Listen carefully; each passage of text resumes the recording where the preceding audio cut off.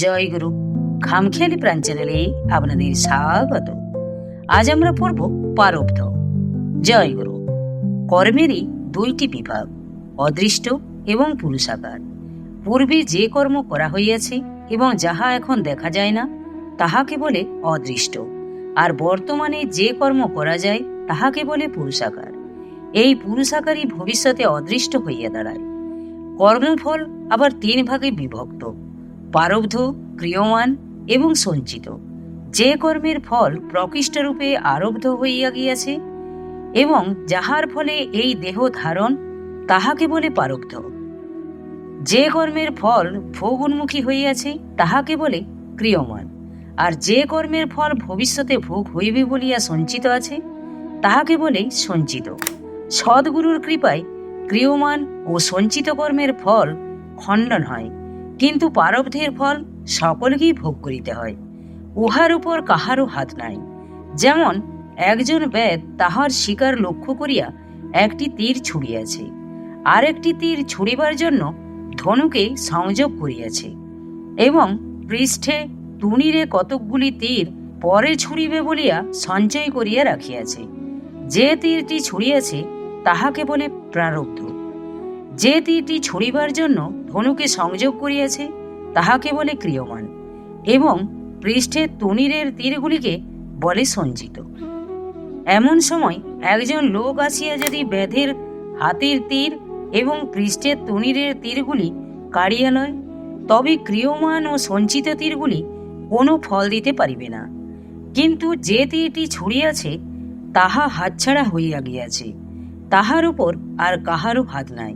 প্রারব্ধের ফল সিদ্ধ মহাপুরুষদিগকেও ভোগ করিতে হয়, তবে যাহা ভোগ হইতে বহু জন্ম লাগিত তাহা সদ্গুরুর কৃপায় দুই এক জন্মেই শেষ হইয়া যায়। এজন্য সদ্গুরুর আশ্রিতদের ভোগটা একটু বেশি হইতে দেখা যায়। ইহা বুঝিতে না পারিয়া কেহ কেহ গুরুকৃপায় অবিশ্বাসী হয় এবং ফলে তাহাদের ভোগের জ্বালাও অধিকতর তীব্রভাবে অনুভূত হয়।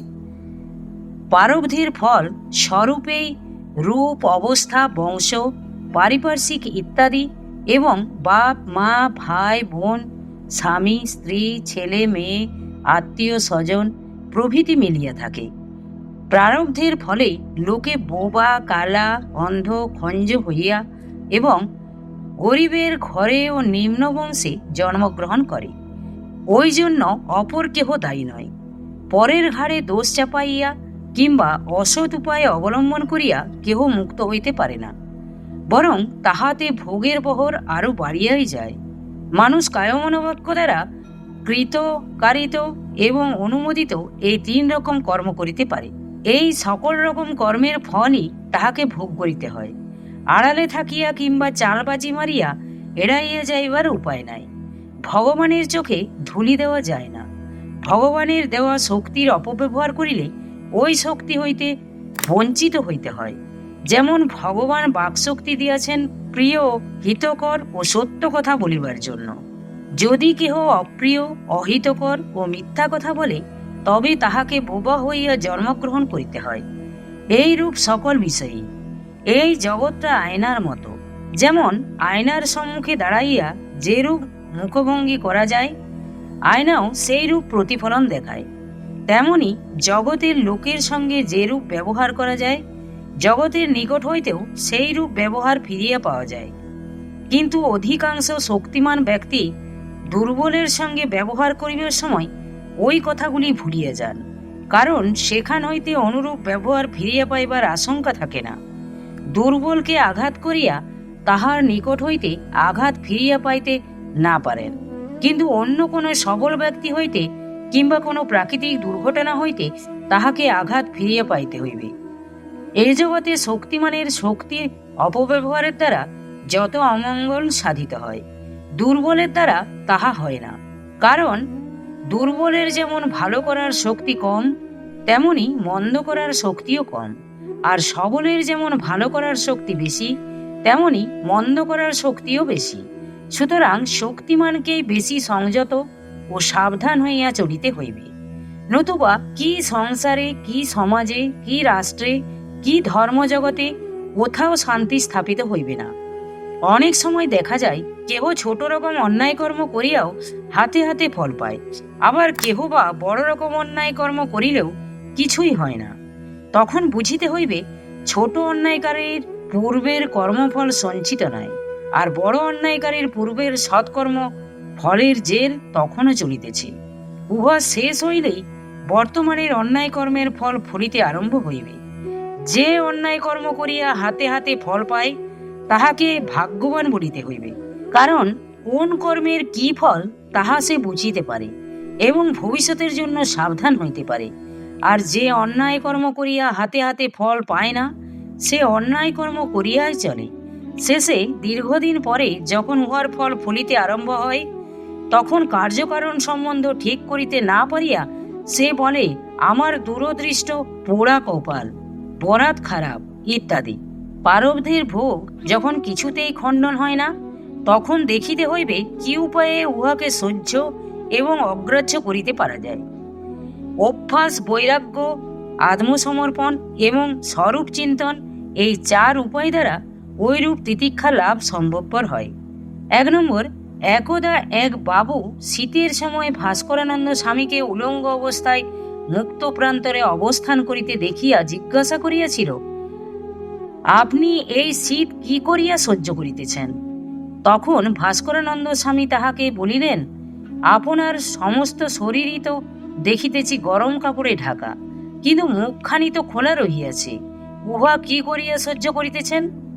যদি এই শীতে শরীরের একটি অংশ অনাবৃত অবস্থায় রাখিয়া চলিতে পারা যায়, তবে সবটা শরীর অনাবৃত রাখিয়া চলা যাইবে না কেন? অভ্যাসেই ইহা সম্ভব হয়। 2 নম্বর, নিজকে কোনো অবস্থাতেই অবসাদগ্রস্ত কিংবা বিচলিত হইতে দিবে না।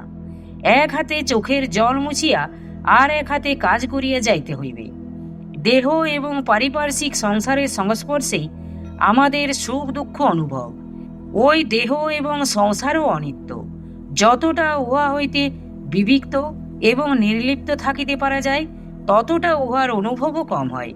বুদ্ধদেব রাজার ছেলে হইয়াও ঐরূপ বৈরাগ্যের দ্বারাই সমস্ত দুঃখ কষ্ট সহ্য করিতে পারিয়াছিলেন।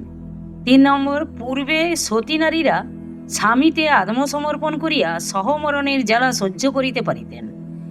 একবার এক সাহেব সহমরণ গমনে উদ্যতা এক সতীকে জিজ্ঞাসা করিয়াছিল, তুমি যে সহমরণে যাইবে, তোমার কষ্ট হইবে না? তখন সতী তাহার একখানা হাত আগুনের মধ্যে বাড়াইয়া দিলেন। হাতখানা পুড়িয়া খসিয়া পড়িতে লাগিল, কিন্তু সতী নির্বিকার। সাহেব তো দেখিয়া অবাক। প্রহ্লাদও জগৎস্বামী হরিতে আত্মসমর্পণ করায় কোনো রকম দুঃখ কষ্টই অনুভব করিতে পারেন নাই। ওইরূপ গুরুরূপী হরিতে আত্মসমর্পণ করিতে পারিলে পারব্ধের ভোগকেও অগ্রাহ্য করিতে পারা যায়। 4 নম্বর, দুঃখ কষ্ট তো আমাদের বিরূপ অবস্থা, আমাদের স্বরূপ অবস্থা হইল আনন্দময়। আমরা অমৃতের সন্তান, অমৃত স্বরূপ। ত্রিপাদ আমাদের অমৃতই আছে। শুধুই এক পাদে আমরা দেহ ধারণ করিয়া মৃতে অবস্থান করিতেছি।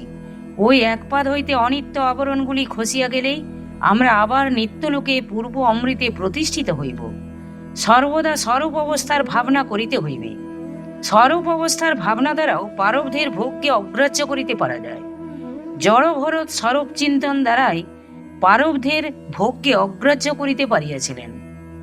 অমৃতের সন্তান হয়ে কেন মৃতের মতন থাকিস বসি, তাই তো তোদের দুঃখ ঘুচে না, জন্ম মৃত্যুর পেছন রাশি। চিদানন্দ শিব হং, তোরা ভাবনা কেন দিবানিশি, ওরে যাদৃশী ভাবনা যস্য, সিদ্ধির ভবতি তাদৃশী। জয় গুরু, জয় গুরু। আজ এই পর্যন্তই। যদি আপনাদের ভালো লেগে থাকে তাহলে চ্যানেলটিকে সাবস্ক্রাইব করে সাথে থাকবেন। জয় গুরু, জয় গুরু।